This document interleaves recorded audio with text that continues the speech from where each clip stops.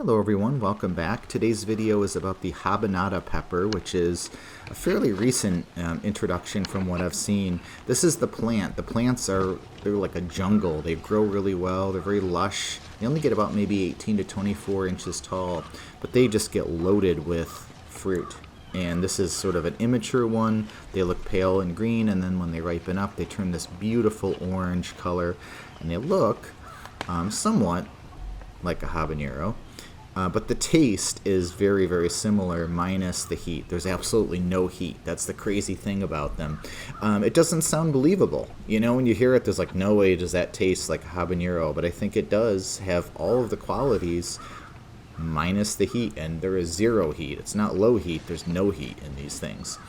The only downside, and I'll mention it before we go inside and do a taste test, is you can see there's so many fruit on here. This is like mid-September when I'm recording this. For us anyway, it takes forever for them to get ripe. And I start these plants in like January, like second week of January, just to try to put more mature plants out. They are just so loaded with fruit, and every year we have a lot that never get ripe. That's the only downside. And it's a small one because the taste is definitely worth it. So we'll do a taste test, and as I mentioned, when you think of distinguishing characteristics, what makes this different from any other sweet pepper? Because that's the thing, right? I mean, when you're thinking about growing one thing over another, it's like, well, there's a lot of things that are sweet and tasty.